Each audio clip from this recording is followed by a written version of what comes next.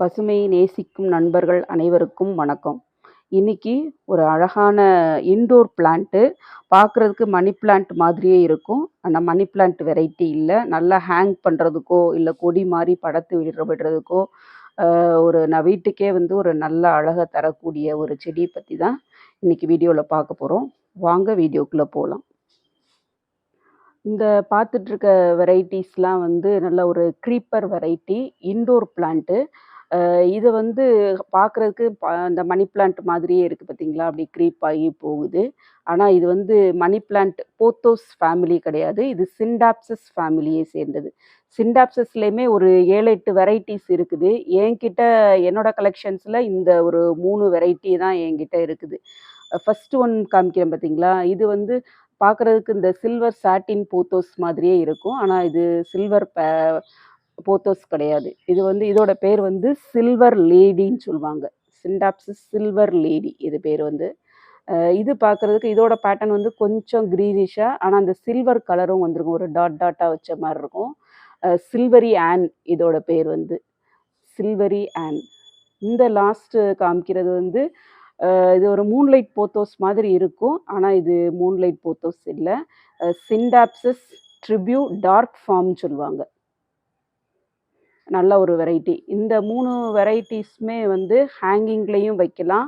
இல்லாட்டினா இந்த மாதிரி ஒரு போல் சப்போர்ட் கொடுத்து ஒரு கம்பில் நல்லா கயிறு சுற்றி ஒரு நட்டு வச்சு அதிலேயே படர்த்தி விடும்போது அது மேலேயே அப்படியே படர்ந்து மேலே வந்துடும். அப்படி இல்லைன்னா இந்த மாதிரி ஹேங்கிங் பாட்டில் வச்சு தொங்க விட்டுடலாம். தொங்க விடும்போதுமே நல்லா தொங்கி பார்க்குறதுக்கே ஒரு அழகாக இருக்கும். இந்த சிண்டாப்சிஸ் செடிகளை வந்து நம்ம வந்து நேரடி சூரிய வெளிச்சத்தில் வைக்கக்கூடாது. ஒரு இன்டைரக்டான ஆனால் பிரைட்டான சன்லைட் உள்ள இடத்துல ஹேங் பண்ணி விடலாம். இல்லைன்னா ஸ்டாண்டில் வச்சு வளர்க்கலாம். நான் இதுக்கு வந்து சூரிய வெளிச்சம் வந்து நேரடியாக பட்டுச்சுன்னா இதோட இலைகள்லாம் வந்து கருகி இதோட செடியோட லுக்கே போயிடும். அதனால் நேரடி சூரிய வெளிச்சம் படாத இடத்துல நல்ல ஒரு பிரைட்டான சன்லைட் கிடைக்கிற இடத்துல போர்ட்டிகோலையோ இல்லை வீட்டோட என்ட்ரன்ஸ்லேயோ இல்லை ஜன்னல் ஓரங்கள்லையோ வச்சு வளர்க்கலாம். இந்த சின்ன சிண்டாப்சிஸ் செடிகளை வளர்க்குறதுக்கு வந்து நல்ல ஒரு பாட்டிங் மிக்சர்னு பார்த்தீங்கன்னா நல்ல ஏரேஷன் கிடைக்கணும் வேர்களுக்கு. அதே சமயத்தில் தண்ணி வந்து சுத்தமாக தேங்கியே இருக்கக்கூடாது. நல்லா ஃபுல்லாக வந்து வடிஞ்சிடும். நம்ம ஊற்றுற தண்ணி வந்து இம்மீடியட்டாக ட்ரெயின் அவுட் ஆகிற மாதிரி உள்ள பாட்டிங் மிக்சரில் தான் இந்த செடிகளை வைக்கணும். இல்லைன்னா ஈஸியாக ராட் ஆகி செடி வம்பாயிரும். இந்த செடிகளுக்கு பாட்டிங் மிக்சர்னு பார்த்தீங்கன்னா பெர்லைட் கண்டிப்பாக சேர்க்கணும். அப்போ தான் இந்த வேர்களுக்கு வந்து ஏரேஷன் கிடைக்கும். அதனால் ஒரு 20% வந்து பெர்லைட்டு, 20% கொக்கோபீட், 20% வந்து உரம், காஞ்ச ஆட்டுச்சாணம், மாட்டுச்சாணம் உரம் எதுனாலும் சேர்க்கலாம். இல்லைன்னா வெர்மி கம்போஸ்ட் கூட சேர்த்துக்கலாம். அதுக்கப்புறம் கண்டிப்பாக மணல் சேர்க்கணும். மணல் வந்து ஒரு 30% மணல் சேர்க்கணும். மணல் சேர்க்கும்போது தான் வேர்களுக்குமே நல்ல காற்றோட்டம் கிடைக்கும். அதே சமயத்தில் தண்ணி வந்து ஒரு சொட்டு கூட தேங்கி நிற்காது. இம்மீடியட்டாக தண்ணி வந்து ஊற்றுற தண்ணி வந்து வெளியில் வந்துடும். அதுக்கப்புறம் 10% வெர்மிகுலைட் சேர்க்கலாம். இருந்தால் சேர்க்கலாம். அது ஆப்ஷனல் தான். அப்படி இல்லைன்னா கொஞ்சமாக உடச்ச கறி துண்டுகள்லாம் சேர்த்துக்கலாம். அது வந்து ஃபங்கல் அட்டாக்கெல்லாம் தடுக்கும்.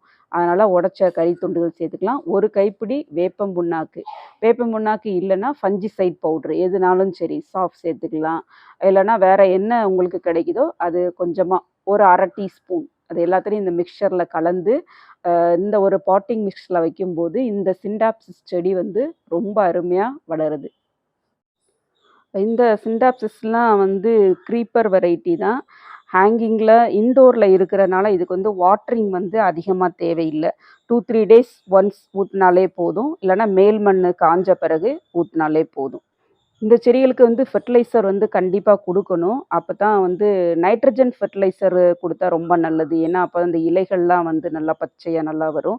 அதுக்கு வந்து காஞ்ச மாட்டுச்சாண உரம் ஒரு கைப்பிடி ஒரு மாதத்துக்கு ஒரு தடவை கொடுக்கலாம்.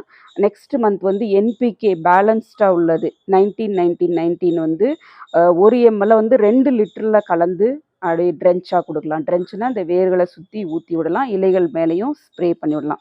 கொஞ்சம் கான்சன்ட்ரேட்டடாக இருந்ததுன்னா இந்த இலைகளில் வந்து ஒரு மாதிரி பழுப்படைஞ்சு ஒரு லுக் இல்லாமல் இருக்கும். இந்த செடிகள் வந்து ப்ரொபகேட் பண்ணுறது ரொம்ப ரொம்ப ஈஸி தான். மணி பிளான்ட் மாதிரி தான்.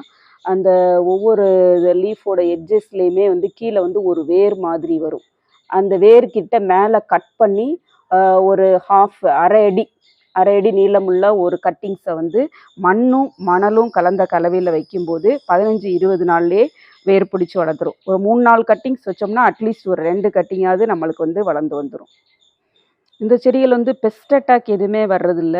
ஓவர் வாட்டரிங் பண்ணும்போது தான் இந்த இலைகள்லாம் வந்து மஞ்சளாகி வேர் அழுகல் வந்து செடி வந்து ராட் ஆகும். அதனால் வாட்டரிங்கில் மட்டும் கான்சென்ட்ரேட் பண்ணாலே போதும். பெஸ்ட் அட்டாக் எதுவும் வராது. இந்த செடிகளை வந்து இன்டோர் நர்சரியில் வாங்கலாம். நான் இந்த 3 செடிகளையுமே 3 இடத்துலேருந்து த்ரூ ஆன்லைன் வழியாக தான் கலெக்ட் பண்ணேன். லோக்கல் நர்சரியில் வந்து கிடைக்குதான்னு தெரில. இது எல்லாமே வந்து ரேர் வெரைட்டிஸ்ன்றனால லோக்கல் நர்சரியில் எல்லா நர்சரியிலையுமே கிடைக்குமான்னு தெரில. அதனால் இன்டோர் நர்சரியில் வாங்கலாம். இல்லைனா ஆன்லைனில் கிடைக்குது. ஆன்லைனில் வந்து நம்ம அமேசான், ஃப்ளிப்கார்ட் அந்த மாதிரிலையும் வாங்கலாம். இல்லைனா தனியாக ஹோம் கார்டன் வச்சு செல் பண்ணுறாங்க. அவங்கக்கிட்டையும் நம்ம வந்து வாங்கலாம். சரி நண்பர்களே, இந்த சிண்டாப்சிஸ் செடி வளர்ப்பு பற்றின டிப்ஸ்லாம் உங்களுக்கு பிடிச்சிருக்குன்னு நினைக்கிறேன். என்னோட சேனல் பிடிச்சிருந்தா சப்ஸ்கிரைப் பண்ணி பெல் பட்டனையும் தொட்டு விட்டுருங்க. மீண்டும் அடுத்த வீடியோவில் வேறொரு புதிய வகை செடியை பற்றிய பதிவுடன் உங்களை சந்திக்கிறேன். அதுவரைக்கும் பை நண்பர்களே.